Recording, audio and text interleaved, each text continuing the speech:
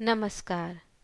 अश्विन कृष्ण पक्ष की अष्टमी को महालक्ष्मी व्रत के साथ साथ एक और व्रत भी मनाया जाता है, जो कि बिहार और छत्तीसगढ़ में बहुत ही प्रमुख तौर पे मनाया जाता है, जिसे जीवित पुत्रिका व्रत कहा जाता है और लोक भाषा में इसे ज्युतिया कहा जाता है। यह व्रत माताओं द्वारा अपने पुत्रों की रक्षा के लिए किया जाता है और उन्हें दीर्घायु प्रदान करने की प्रार्थना की जाती है। यह व्रत बहुत सी स्त्रियां निर्जला भी रखती हैं और बहुत सी स्त्रियां यथाशक्ति यानी फल फूल या फिर जल या जूस लेकर रहती हैं।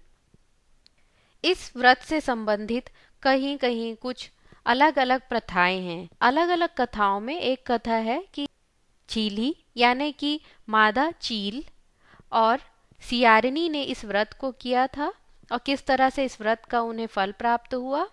और पूजा में भी सिंबल के रूप में चीली और सियारनी बनाई जाती हैं। उन्हें तरह तरह के फल फूल मिष्ठान आदि अर्पण किए जाते हैं और पूजा की जाती है और कथा सुनी जाती है। और उनकी कथा भी हमने अपने जीवित पुत्र का व्रत कथा के एक वीडियो में दे रखी है। और एक अन्य विधि के अनुसार इस दिन सूर्य देव की पूजा की जाती है और उनसे अपने पुत्रों की संतानों की दीर्घ दीर्घ आयु आरोग्य एवं बल बुद्धि के वर्धन हेतु प्रार्थना की जाती है।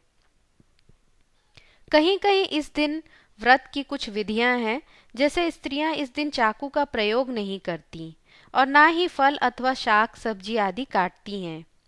भगवान सूर्य की मूर्ति बनाई जाती है और उसके बाद उन्हें वस्त्र धूप फल फूल आदि से पूजा की जाती है।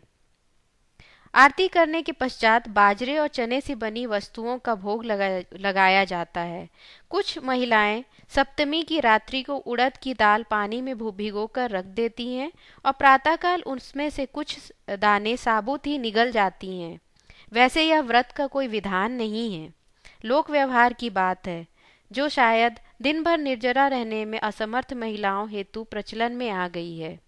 इसीलिए आप इस व्रत को अपनी लोक नीति के अनुसार कर सकते हैं। अगर नहीं भी है, अगर आपको कोई विधि नहीं मालूम है और किसी तरह से आपको अंदरूनी प्रेरणा मिल रही है कि आपको इस व्रत को करना है, तो आप भगवान के समक्ष फल फूल मिठाई आदि चढ़ा दीजिए। अक्षत और चंदन सिंदूर आदि से तिलक करके आरती कीजिए और कथा सुनिए। और इस तरह से आप अपने पुत्र पौत्र पुत्री आदि की दीर्घायु की कामना कर सकती हैं। जैसा कि हमने कहा कि चीली और सियारनी वाली कथा हमने पहले ही दे रखी है।